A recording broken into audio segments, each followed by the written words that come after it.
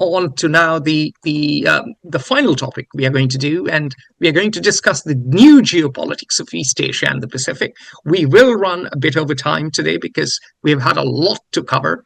You'll excuse us because it has been a very eventful month. Glenn, over to you, because you write for a Japanese newspaper. You take an active interest in East Asia. You have married a Chinese lady, so you know the region much better than me. So over to you. Well, I'll conduct an experiment and working to be quite concise here. So there are all sorts of specific changes and developments in the region. Of course, there always are everywhere. That's politics and life and human activity. But I'll try to weave them coherently together to see if we can say anything sensible about it. So we have a new Japanese Prime Minister. Sanae Takaichi is the first female Prime Minister, leader of Japan in 1,000 years. I think there were three. There was one who was a regent or something several hundred years ago, but really the first. She is a conservative politician from the LDP. She was probably selected by the party leaders and the voters who make the decision, the politicians. It was grassroots voters who mainly voted for her. The LDP is increasingly an older membership, and she resonated with the rank and file. She beat the son of the former prime minister, who's quite charismatic, Koizumi's actually son. She's not a Tokyo creature. She's a response, I think, really to the rise of Japan's own xenophobic far right, a phenomenon we're seeing really in all democracies in our era. And she is a protege of and identifies with and tries to model herself after Shinzo Abe, who was the longest-serving prime minister in post-war Japan. And the late Shinzo Abe, who was tragically assassinated some time ago. 2 years ago. Yeah. But also viewed as, whether one likes him or not, as a very significant and successful prime minister. He was famous for his 3 arrows economic policies, trying to invigorate the Japanese economy. Very quickly, that was fiscal expansionism, monetary easing, and structural reform. The first two he achieved more of than the last, and Takaichi doesn't seem to care that much about structural reform. So if she goes with fiscal expansionism and monetary easing, expect the yen to completely crash. Well, that's right. It's a different Japan and a different world context now that she is in the office than when Abe was, and the years prior to Abe. Japan now actually does have inflation. Its inflation rate is something like 2.7%, which is in line with the other major economies. But its inflation rate for critical food, for essentials, is 7.6%. So it's a different Japan economically than Abe had to deal with. And so if she's in favor of fiscal expansionism and monetary easing, she'll be taking policies that don't suit the circumstances now. And her identification or championing the structural reform, she also is quite different from Abe in that he wanted deregulation to free up the economy, and she's an ardent supporter of industrial policy. So, very, very quickly to jump in, there is a massive cost of living crisis even in Japan, like other first world countries, and so her room for maneuver is limited. And there are real dangers to her economic policy and indeed her muscular foreign policy. Over to you, Glenn. Right. So we have the new Japanese prime minister. She just had what the initial reports seem to be indicate were a successful meeting with the critical ally of the United States, which means Donald Trump. The issue there was, would she try to reopen or go along with this $550 billion pledge by Japan for investment in exchange for relatively lower tariff regime that Trump is imposing everywhere. And the odds are, I think, strong that she will continue to go along with that, choosing to fight different battles than one which could is more likely to create more problems than it could solve. So that's Japan. We have a new South Korean president who is quite reformist. He stopped, I think, the first day he took office. He stopped the broadcasts. Just very quickly, he's taken charge after a coup attempt by his predecessor. That's really important because South Korea went through massive political turmoil, and this new leader is, of course, quite different to his predecessor. At least seems to be so. Well, he's criticized or praised for taking, quote, a softer, unquote, line towards North Korea and towards China, and theoretically more wary about marrying South Korea strategically to the United States and the Western alliance. But he's also conducted and seems to want to continue an historic opening and willingness to repair or build relations with the historic enemy, I guess you'd say, or resented party, which is Japan. But Takaichi's election complicates things because she's a nationalist. South Koreans have misgivings about her. So do the Chinese. That's right. She has visited more than most any prominent leader the Yasukuni shrine. Thank you. The shrine where which honors Japan's war dead, and in which are numerous war criminals.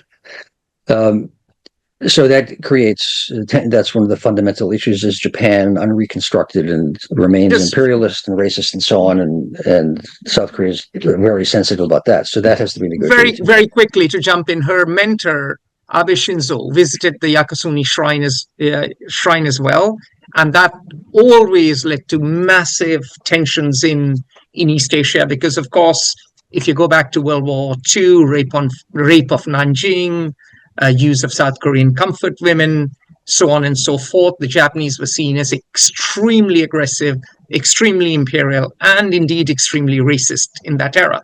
And so the memories are still raw, the memories are still bitter. Over to you, Glenn. Right, and her view has been that Japan's actions during its imperial period actually were anti-colonial and were pro-Asian, that she embraces, at least rhetorically, the rationalizations that underpinned the Japanese regime's propaganda about the greater East Asian prosperity sphere, and has nothing to say at all, projecting Japan's actions always as benign and constructive, nothing to say at all about its racist imperialist replacement of the white guy by the Japanese in colonial domination of the rest of Asia. So all of those are to be resolved changes in the dynamics of the entire region.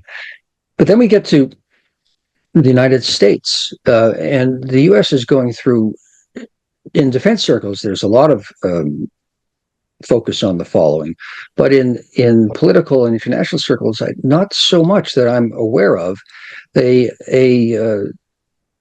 substantive and historic shift in American military and diplomatic doctrine towards Asia and towards the Indo-Pacific, which is what we now call trying to rope India into helping the United States parry China. And this is really an historic shift, which reflects one thing fundamentally, which is the rise, of course, of China as a global power. And then de facto, at the very least, the relative decline of the United States, compounded by the bizarre isolationism or transactional nature of the Trump administration, of Donald Trump, with respect to China. So U.S. policies towards all of its allies in Asia are changing. It is now demanding that they double their defense budgets, which Japan and Australia are responding to. And it's changing its military doctrine for two specific strategic issues. One, what might happen in the South China Sea, and two, what will happen with regard to Taiwan if ever China were to invade. And I won't go through all of the technical changes of materiel and tactics by the American military. But what this means is that the U.S. is pushing many of its defense responsibilities that it was able to handle from 1945 until now onto the littoral states of the Pacific, Japan, Australia, Vietnam, Taiwan, pushing them to increase their military budgets, which implies leaving them to their own devices more, and changing its doctrines, trying to respond to the fact that China has the largest navy in the world, has, I think, 15 times the naval construction capabilities of the United States, and has missiles that are effective to a range of 1,500 kilometers, which can, with one missile costing $1 million, possibly destroy an aircraft carrier costing $4 or $6 billion. And the Chinese have thousands of those missiles. Yeah, I mean, so you said it's a bit like echoes and shades of classic littoral powers' response to the continental powers' rise. The Triple Entente, 1890 to 1914, Germany, the British-Dutch response to Louis XIV France, Venice versus the Ottomans, 15th to 17th centuries. So, the more things change, the more they remain the same. La plus ça change. What does a smaller power do against a larger, confronted with a larger power, in particular, a smaller power, literally on the coast of the continent, to a continental power who exists occupying much of the continent? Well, you look for allies, and you try to have a dissuasion and to be unified so that you won't be gobbled up or dominated individually and respectively. It is a classic dynamic. This is what is happening. Does it succeed? Well, it does and it doesn't. It makes the equation more complicated for the continental power, but it doesn't change the fundamentals, which is that a continental power has a coherency that a collection of disparate littoral states on coasts of a major ocean and continent have to be confronted with. So what are the consequences of these changes? And it's not just an academic exercise, this is the nature of international relations, but what would any power rationally do if it were one of these littoral states? And they're doing what every power has always done, which is to try to hedge their bets. It's the sensible approach. You want to have the best relations possible with the aggressive rising hegemon, while preserving your leverage from a defensive alliance and economic benefits from the distant hegemon or power, which has been the United States. The consequences, I think, or the assessment is that this is proof of a relative U.S. decline, and would lead what is happening naturally. Probably all of you are engaging in this, into any investor or actor to look in multiple directions simultaneously. It would be wise to have good relations and interactions with Beijing and with Tokyo, if you're from there, or whoever you're from in the region, and with the U.S. But if push came to shove, the closer enemy is probably, or the closer power is probably the one you have to respond to more directly than the distant power. So Glenn, very quickly, if I can give a shout out to our managing partner, our FOI managing partner, Sanjay Acharya. He looked at the US-China Cold War, which a State Department person said we are now in full-blown Cold War. And what he found was that the Chinese are also, and we did this analysis together, the Chinese are emulating America's long-arm jurisdiction. And the Chinese have hit back by restraints on rare earths, They have also new export controls. We won't get lost in detail. Those of you who want more detail can get our FOI Geopolitical Risk Monitor. Write to us, we'll send it to you. But the reality is that right now, the economic costs on both sides is enormous. I hear from contacts in China that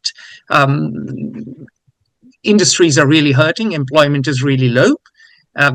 And of course, we can read all about the Farmageddon, wherein people in the Midwest are saying that, look, last year China imported 1.7 million metric tons of soybean from the US in September 2024. This year in September, China imported none. So obviously farmers are not happy. Similarly, China has also stopped importing coal, crude oil, liquefied natural gas. Now, this may be all bargaining before Trump and Xi meet. I mean, we are in a very eventful month. The Federal Reserve is meeting today as we speak, or just after we speak. Lots is going on. But the negotiations, even if, let's say, there's a trade deal, the tensions will remain, the trade war is intensifying, the Cold War is intensifying. And something to note, we often get too focused on what's going on in the US or what's going on in democracies. What is important to note is that China is going through massive tensions as well. I mean, the most important thing to notice is that there was the closed-door fourth plenary session of the 20th Chinese Communist Party's Central Committee. That happened. And in that, the official communique confirmed the expulsion of 11 full Central Committee members and 4 alternative members out of a total of 205 and 171 alternative members, respectively. This is the biggest expulsion since 2017. And this is all in the name of anti-corruption. Similarly, 22 of the 33 senior generals were purged. So we don't exactly know what's going on in China, but it is very clear there's a power struggle on. It is bloody. Lots of people are getting defenestrated, or maybe sent to, as labor to work in Xinjiang, where they are pounding rocks. Who knows? It is very much, it seems that we have Maoism without Mao. The Deng era, as we've always said, is over. And also along with it, there is this focus on technology, using technology as the main driver of the economy, the focus on addressing technological choke points. They also want renewed domestic consumption. And they want to make sure that their own supply chain is secure. And of course, they have claimed Taiwan as an integral part of China. So lots going on. There is implosion, not just in the US, but elsewhere too. In some places, it is a little more visible, where countries are democracies, where discourse is freer. And in some countries, a lot more is hidden under the surface. So we are living in strange times indeed. I think we've come to the end of our session. Sorry for running over time. Glenn, any parting thoughts? No, we're living historic changes that are beyond the power of any power really to stop. On that note, we will see you next month in November. Have a very happy holiday season. The holidays have begun. We had Diwali, the others. There was also Rosh Hashanah. There was the rest are following soon. And those of you who are watching us and those of you who believe in independent journalism, make sure you support our 2025 crowdfunding campaign. Remember, you don't want all the media owned by billionaires or by governments, even if they do a bloody good job. There is something to be said for independence. We have 2,000, actually more than 3,000 authors now publishing on Fair Observer. So you will read stuff you disagree with. And we think that's the whole point of democracy. We have to learn to agree to disagree. And on that note, it is bye from Glenn and me, and we'll see you in November for the next episode, for the next edition of FO Exclusive. Join the conversation at Fair Observer and subscribe to our YouTube channel.